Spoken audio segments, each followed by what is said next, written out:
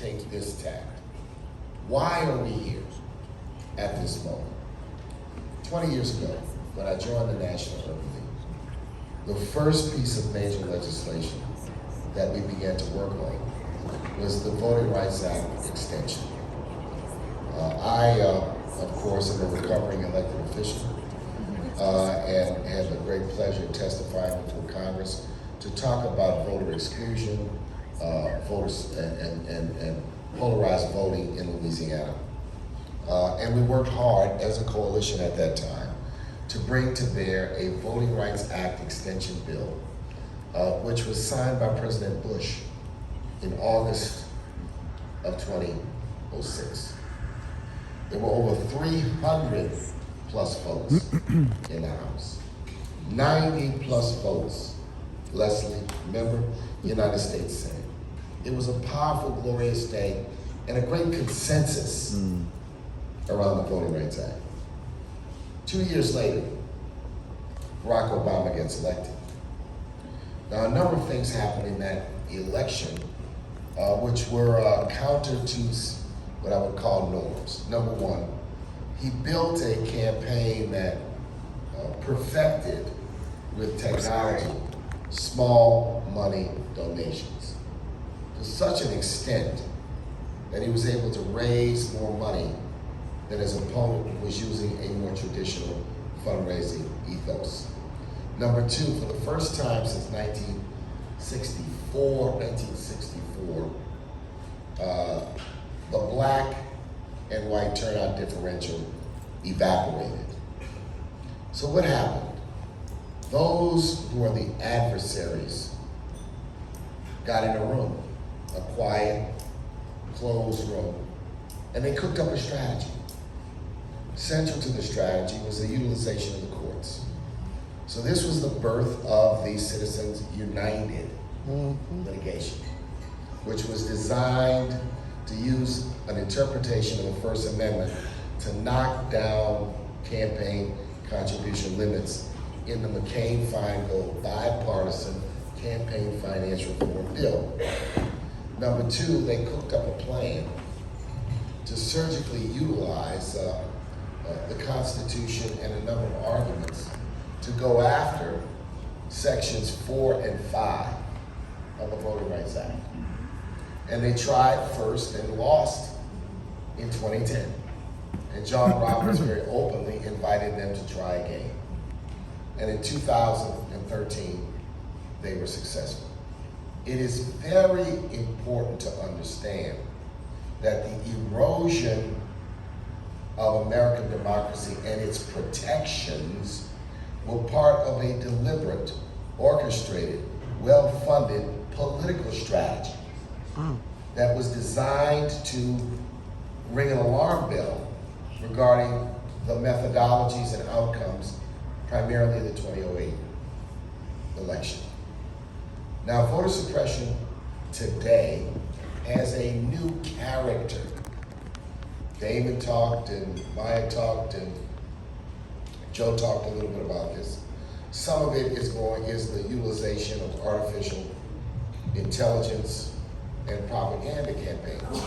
But I want to highlight something that, in my opinion, has not been talked about enough, has not gotten enough transparency.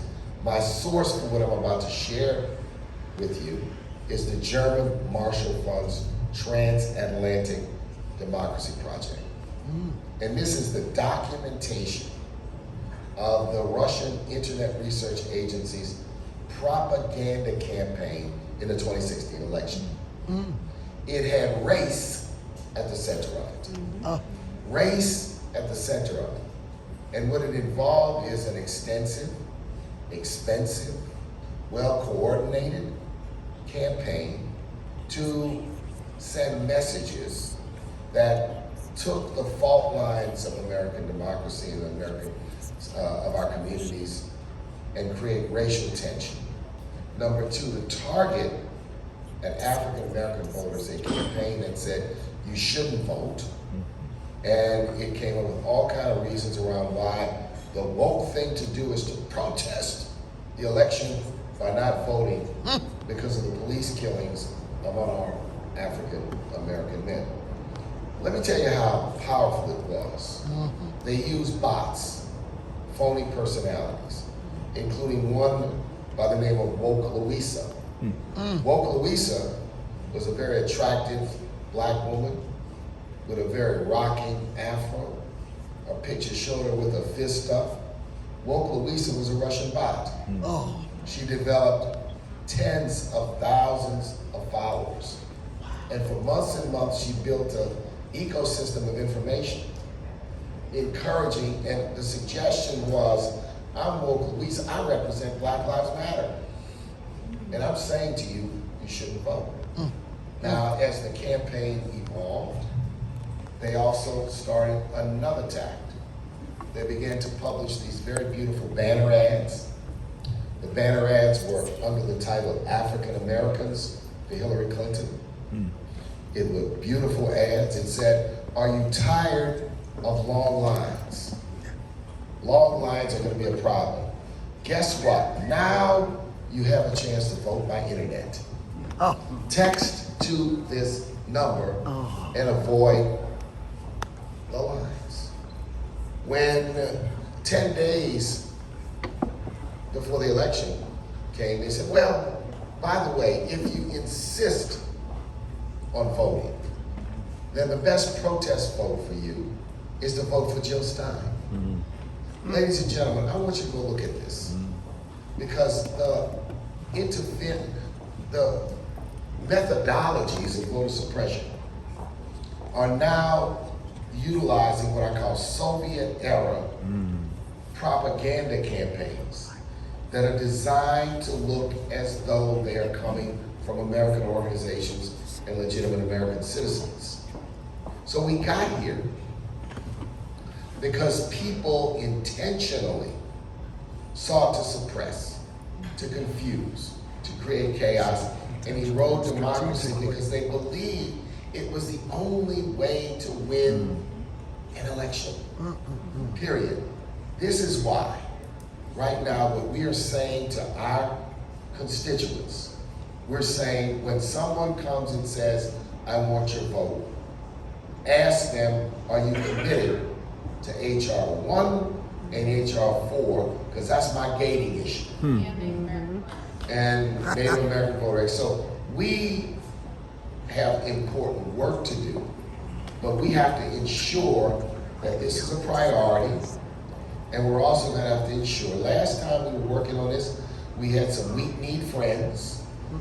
They were shaking, they were ducking, they were dodging. We got to say no more ducking and dodging. You got to stand up, because American democracy is indeed at stake. So I just think we need to understand clearly the intentionality that goes with this campaign to erode American democracy, which is why we have to be as equally intentional and equally forceful. But what we have to do is help educate people about the tactics that the Shelby decision unleashed. Judicial decisions open the gate for all of this voter suppression. Judicial decisions open the gate for the onslaught of big money in our elections. It did not happen legislatively, it happened judicially. And the only way we can correct it is with the legislative and the executive branch, and that's what we got to do. All right. Thank you, Mark. Thank you, Mark. Secretary Benson, so many of the reforms we've been talking about have been pioneered